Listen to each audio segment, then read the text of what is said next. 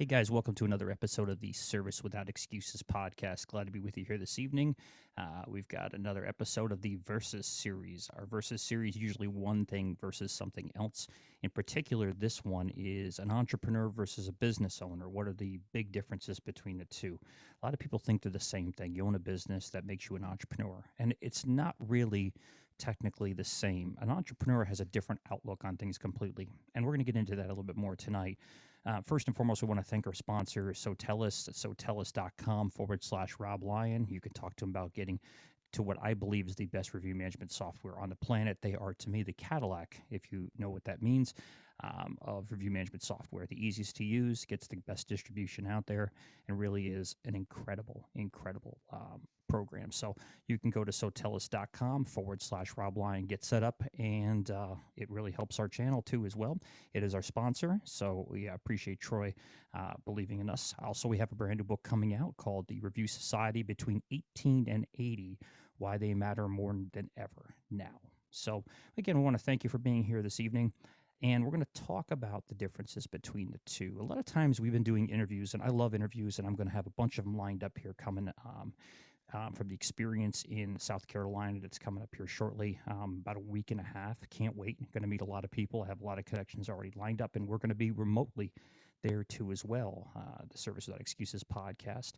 So we're going to get to interview a bunch of people all in one place and get some incredible content and upload a bunch of new episodes for all of us to learn from. So again, thank you so much for being here today. An entrepreneur is a person that has a entrepreneur mindset. Probably thinking, what does that mean? Doesn't that mean he's a guy that wants to be in business for himself? And no, an entrepreneur is a person that actually has a vision. That vision can be a multiple of many things. Yes, it can involve just one business. Say the person wants to open a pizza joint and says, I want to open a franchise. We'll go that route first. Now, maybe that franchise is a Pizza Hut, probably the most popular pizza franchise in America for the most part, probably in the world for that matter.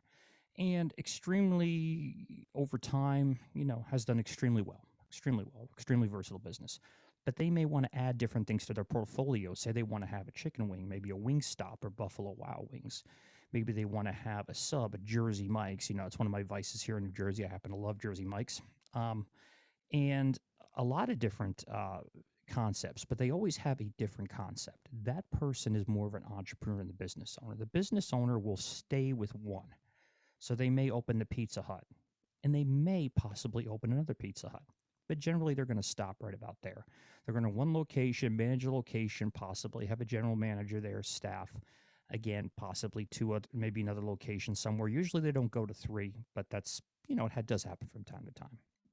So the nice thing about that entrepreneur is they're going to have the mindset of having a different portfolio. And they often talk like that when they want to buy a franchise business. They say, I'm going to buy a pizza concept. I'm going to buy a sub concept or a hoagie concept. If you're in Philadelphia, you're going to buy a chicken wing concept. It's a different concept everywhere you go. And they all come off differently. Well, that's an entrepreneur because they're not mixed into one particular thing. So say you're not the franchise world and you want to be an independent person. For example, actually, I'll use myself as an example. It's probably an easiest way for me to explain it.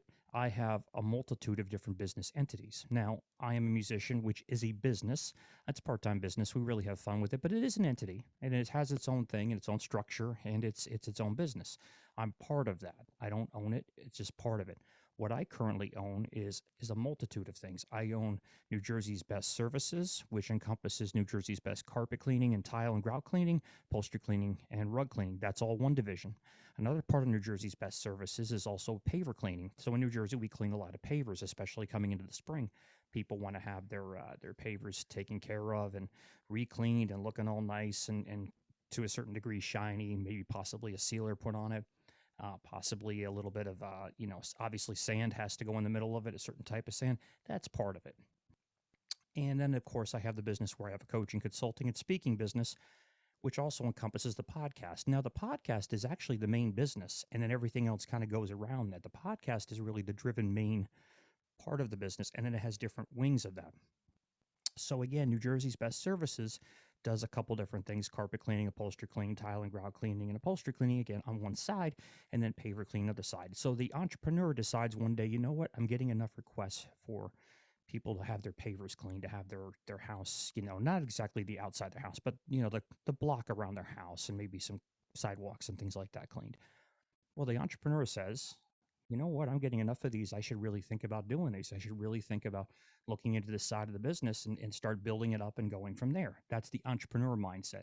The business owner mindset typically would have stayed with the carpet and upholstery cleaning and said, this is what I'm going to do. Now, I don't want you to think I believe in over diversification, because I don't. I don't believe you should ever over diversify. It's good to have some diversification that is around your core business, but when you're typically, most people, now there are a couple exceptions, I happen to know one, that can do pretty much everything. But when you're a landscaper, contractor, painter, rug cleaner, restoration guy, it's kind of tough to be really good at everything. You're almost diversifying a little too much. And my belief is to refocus that down and say, okay, what are we really making money with? What is the 80-20 rule? What is 80% of our revenue coming from? And what 20% of our business model is making 80% of our money? Remember that, and I'll repeat that again. What 80% of our income is coming from 20% of our business? What 20% is that? That's what I would focus on. However, going forward, it is good to have a certain amount of diversification. However, if your diversification is splitting it too thin, it can make everything thin. But there's nothing wrong with taking and having an entrepreneur mindset and saying, well, I'm getting enough of these. Maybe I should add this. It is still cleaning. It is still, to a certain degree, some of the same equipment. In fact, a lot of it is some of the same equipment that we have, that we use for both. In fact, on one of our trucks, we can do both depending on what it is. So it's, that's an entrepreneur mindset, is to take it and think outside the box and think outside of it and say, okay, this is a good add-on service. It's not the core business. It's not the core business mentality. The entrepreneur knows that I should diversify into something a little bit different. So that's very, very important when you're thinking about your business. Another one is, general contractors. General contractors, a lot of them get into disaster restoration. Why? Because they're thinking, you know what, I'm a general contractor. That occupies a lot of different things, but generally you're building, you probably sub out electrical, you sub out plumbing, you sub out certain other things to it that are, parts of it, but you probably don't do it. And if you're a big enough company, you probably have your own people on staff to do that, but not always.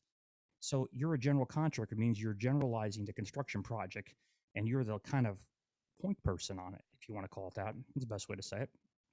And you control all the other trades doing the project with you. But you might be a GC that says, you know what, I'm cleaning up a lot of storm damage. I'm cleaning up a lot of water damage. I'm cleaning up a lot of issues that seem to be water damage and fire damage related. Maybe I should look into either buying a franchise and diversifying, or hiring somebody that can partner with me on this, or think about getting education myself and starting out over time and get more experience in it. Why? Because I'm running into these things. If I happen to be a sewer and drain cleaner, I might think it, and it has come across that way, that I might want to do water damage cleanup. And, I hate to use the example, but sewer damage cleanup, it's soiled water, obviously, but it's part of a diversity of projects. So like Roto-Rooter nationwide now does water damage restoration. Can't say anything good or bad about it. I don't know much about it. I've heard very good things, and I've heard things that are not quite as impressive. But with everything, you're going to have a different opinion from depending on who you talk to. But it really comes down to, is it a married service? It is a service that can be related to what you're doing. If you're cleaning up after pipe bursts and you're a plumber, it might be a decent fit. Um, you got to have some married businesses. A friend of mine has an air duct cleaning business right here in New Jersey, who I believe is the best, Advanced Air Duct Cleaning. And Billy does a couple different things that are off that, including dryer vent cleaning, which is related, but it's not the same thing, but it's a relatable service. That's thinking like an entrepreneur. Doing something called AeroSeal, where you can seal the ducts itself with a treatment, and it's a whole separate system. That's a related service. That makes them more of an entrepreneur versus just a business owner. The business owner would just clean the ducts, maybe sanitize a little bit, but they just clean the ducts and be done with it and say, let's build our business on duct cleaning. Well, no, let's build our business on a certain degree of diversification. That's the entrepreneur mindset in the easiest terms possible. You look at a business from a distance and say, in 5 years, we'll use 5 years as a great example. It's probably longer than it needs to be, but a 5-year-old business. You leave a business owner 5 years, he's going to come back. He's going to have incremental growth. He's probably going to have gained quite a bit. He's going to have quite a bit more market share, most likely. He's going to have higher sales numbers, most likely. and he's going to have grown and maybe has other people doing some of the work and he's not there every day being Joe Cobbler, smacking the hammer, so to speak, and things like that. That's possible. That's more of a business owner. The entrepreneur goes, okay, I need to have a couple different entities going on. I can't rely on one stream because if one stream cracks, one stream dries up, so to speak, then I'm in trouble. And my employees are probably in trouble. So I've got to think of some ways around that in order to not just benefit myself, but benefit the people around me and, of course, create opportunities for other people that maybe belong to my organization. Think about what works for you and what kind of model you want to be. If you happen to want to be the business owner, there's nothing wrong with that. Nothing wrong with just keeping it to your own thing, maybe a one truck Johnny, one truck Charlie, I think they call it. If you want to be the simple guy that just has that simple life and, that's it, no employees, very little overhead, and just put as much money in your pocket as possible, you still need to diversify because you're one day away from losing it. And so if you're a one truck owner operator, fine, invest your money into something else, put some money into real estate, into maybe some stocks, maybe some other things. But you don't need to sit there and just focus on one thing. You should never just have one stream. The entrepreneur, in that same breath, goes, I need to start a division doing this or a different business doing this. If I've got a landscaping business, then I wanted to have a land design type program where I'm going to sit there and draw up land or lawns and do a 3D impression of how the whole project is going to be. I'm going to install pavers and patios and fireplaces and gazebos and all this stuff, where they're now thinking outside of just cutting grass. The business owner just thinks, I got to cut the grass. This is how many houses have to get cut. I got to make sure I have a crew there to do this whole neighborhood, and then they're going to go to the next one. And by the end of the day, we've had 8 to 10 stops where we've cut all the grass in our area, and we're done. That's logistical. Nothing wrong with that, but it's totally, totally logistical. The entrepreneur thinks about how they can grow that division and says, and would say, rather, we're going to look at it and go, I want to be able to do this patio division. I want to be able to build these fireplaces. I want to be able to have these opportunities. I want to take my people, maybe get them some more training, or maybe they've already had some training in the past that's helped me get to where I need to go. Think about that. What kind of business person are you? Are you a straight out flat business person? Do you have an entrepreneur mindset? Me personally, I have an entrepreneur mindset. My wife often jokes, when do I sleep? Very little. In fact, probably just a couple hours a night.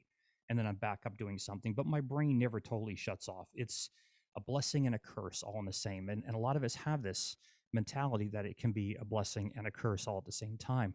But you are your own person. You are what works best for you.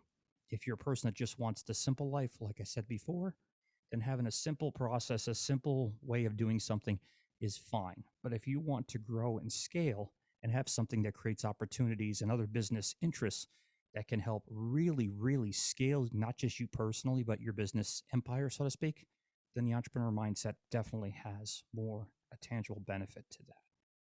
I really can't think about anything else that would explain the difference between the two more than that. But I want you to really gear down and think about this. What kind of business do you have? What are relatable things to what you currently do? If you're a speaker, a professional speaker, and we know speaking has been a little bit of a challenge with COVID and everything that's happened more lately.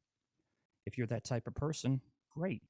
Maybe you might want to get into some consulting work. If you're going to speak, you might speak for corporations, you might speak for businesses.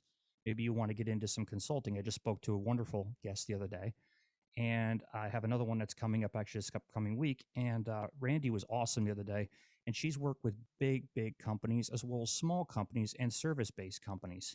And those people, they're both guests. The one I just had, Randy, and the one Barbara that I have coming up are both speakers, professional speakers, speak very, very well, very, very educated, very smart and brilliant, frankly, entrepreneurs.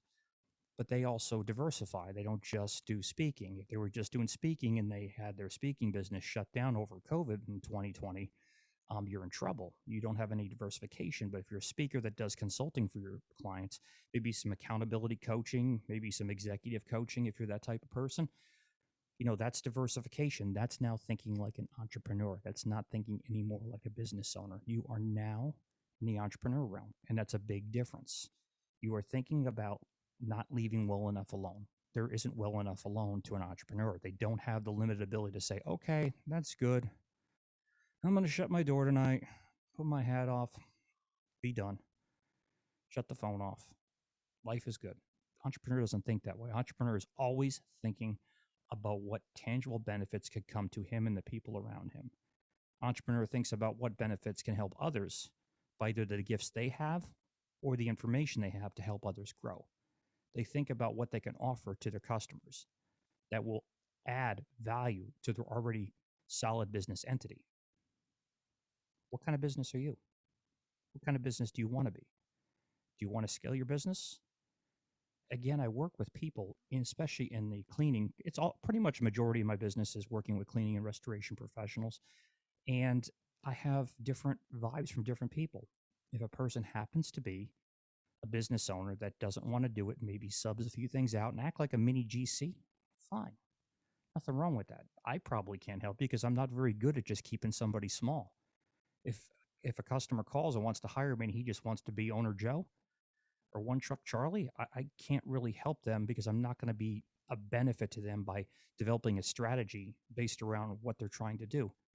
There is no one size when it comes to advising somebody about what they want to do in their goals. Some people want one thing and they want to buy a boat, maybe a log cabin somewhere. It doesn't matter. That's their goal. That's what they want. And then there's others that want multiple enterprises. We had a guest on a while ago, Howard Partridge, and I really suggest you go back and listen to the podcast. It was an amazing podcast. Howard is a brilliant entrepreneur. I'm going to see him at the experience and actually hope to interview him again on some other things because we just talked about the book, one book that he wrote, but he wrote many, and he's a wealth of information. So I highly suggest you go back and listen to that episode. It's with Howard Partridge. I don't have the number on right now with me, but please go back to either robmlyon.com or wherever you listen to your Service Without Excuses with Rob M. Lyon podcast. That could be iTunes, whatever that happens to be. Go back and listen to what he had to say. Howard is a serial successful guy from nothing. Like he said, he had a couple dollars in his pocket when he landed in Houston from Lower Alabama. Well, he decided to start a service company, and then he eventually merged his service company with two other people. Howard had some very, very powerful success traits. One of his biggest success traits is he is a sales and marketing genius. But behind all that, it's a system. So he's really a systems genius that happens to incorporate sales and marketing. And his gifts are having that motivation and drive to implement those things, which is what the podcast was about. He gets into, how he developed his business to be, I think when I first heard of Howard, he was doing under 2 million. I believe he's doing something like 3 or 4 million of carpet and upholstery cleaning primarily outside of Houston, Texas. Now he has a very high-end, high-scale business, but Howard isn't there. Howard is almost never there outside Houston where they have it. He talks about that. In fact, he paraphrases it over and over. I'm never there. Like, never. I remember the words very clearly. And really what that came down to was what really, really works for you. For him, he decided to start a coaching and consulting business and speaking business. And that became the bigger of the businesses eventually. But he decided, I'm not going to leave well enough alone. I'm going to make this thing grow. I'm going to put my mind, my ability, my heart, and my drive and my passion behind implementing what I feel I can do for others. And he built up a mini empire from it. Brilliant guy, absolutely brilliant guy. And I enjoyed having him on, and I hope to have him on again soon. Again, everybody's different. Everybody has a different perspective. If you're Howard, the sky's the limit. He's never going to stop thinking outside the box. He's never going to stop thinking about being an entrepreneur. He's never going to leave well enough alone and say, this is enough. It's not. He had a vision. He had a dream. He had the mentality to get it done, and he did it. He executed. Simple as that. This is another trait to entrepreneurs versus just a typical business owner. Entrepreneurs don't stop. They don't think this is it. This is the only thing it can be. Entrepreneurs think about how they can innovate and do things better and more efficient, not just the regular business owner. You go into a restaurant or deli, and the person behind it may be the general manager, probably even the owner a lot of times. And they're just cutting the meat, giving you your order, maybe taking a few catering orders, talking to you a little bit, but really having no communication with the general customer at all, other than here's your stuff. And it's a good product, it's a great product, whatever that happens to be. That doesn't really impress. That doesn't make me think you're an entrepreneur. When your business is scalable and you want to scale it, that makes you an entrepreneur. I have a restaurant right here in Toms River. It's actually a very good burger restaurant. Now, its best product, in my opinion, is chicken wings. I believe it's called Burger 25. And if you're in the Toms River area, it's a great, great restaurant. And it took me a long time to get there. My stepdaughter was always telling me, you got to check this place out. It kicks ass. It's really, really good. And my wife and I finally went. And we realized, what they have right here is a mini dynasty. Now, I believe there's only one location. They won't stay one location. It's impossible. They have thought about every way to promote and market. Now, they have great products. So that's huge. But they know how to promote that they have great products. And they've built up a cult-like following in Toms River, New Jersey, on 37, I believe, of just the products and the way it's delivered. The service, the interior, the decor. They really built this thing right in the middle of COVID. It really wasn't even around before that. So they've worked under hard, difficult, task-oriented details in order to grow and build their business. But they did it because they didn't leave well enough alone. What kind of entrepreneur or business owner do you want? Do you just want to get up and turn the key and be done? There's nothing wrong with that. And I'm never going to condemn a person and look down or look different at a person that feels this is what they want. But if you really want to scale, you want to build something, you have to plan it out, work with the right people, get the right advisors, as Howard Partridge, not to paraphrase him again, but to really talk about a community of coaches and advisors around you. You need to have the right people help you grow. And if you are going to scale, think about it, and I always talk about this, athletics. There is no great player without a great coach. You don't need a great coach if you're going to be just a business owner. You need some advice, you need some systems training, some discipline, and just work ethic. There's nothing wrong with that. But you're working hard when you're a business owner, in my opinion. You're working smart when you're an entrepreneur. All right, guys, thank you so much for joining us again at the Service Without Excuses podcast for an episode talking about a business owner versus an entrepreneur. I want to thank everybody. If you see this on YouTube, you can see we have the brand new upgrades in the studio. This microphone I got, an EV microphone. I'm a huge EV fan. I have EV speakers, pro audio speakers, and this microphone is incredible. In fact, I just got the cage. So if you see me right now, I'm pointing to this suspension type cage that keeps it going. So before, if I knocked, it would be very loud. You can't really hear that now, but before it would sound like a cannon going off. So this little thing right here makes it nice. The arm makes it nice. Goes right over my mixing console here. And I have my little Service Without Excuses thing on the front of my laptop. And on the wall, we have it mounted here as well. The Service Without Excuses Rob M. Lyon podcast. I appreciate you listening to this. Make sure you subscribe on iTunes. Make sure you subscribe on Spotify or wherever you listen to these particular podcasts at. Or you can go to robmlyon.com and you could sign up for our email list. One of the nice things about it, when you sign up for the email list, is you get automatically an incredible positioning ebook that will really help position your business. Again, more geared, I should say, rather toward the entrepreneur, but it can help anybody. There's no question about that. Plus, then you can become eligible for our once-a-month webinars where we talk to different people free of charge. It doesn't cost you anything, and you get a lot of value out of it. And I speak to a bunch of people on a Zoom call, and we talk about particular subjects for 1 hour, and we keep them pretty lean. So you'll probably get a good 5 minutes out of me each person, typically 4 to 5 minutes, depending on how many people show up. And we'll be glad to give you some real good content. But you can go and again, sign up at robmlyon.com, sign up on our email list, and you get a great benefit from that. We want to over deliver for you when we give you something. If we can help you in any other way, you'd let us know. And again, subscribe and thank again our host, Sotellus. You can go to sotellus.com/Rob Lyon and you will get an incredible package. Just mention our name when you sign up and they'll take very good care of you. They got some extra bonuses that I don't advertise on the podcast, but they will certainly take care of you. You can speak to Troy or anybody there at the staff. All right, guys, have a great night. We'll talk to you soon. Thanks.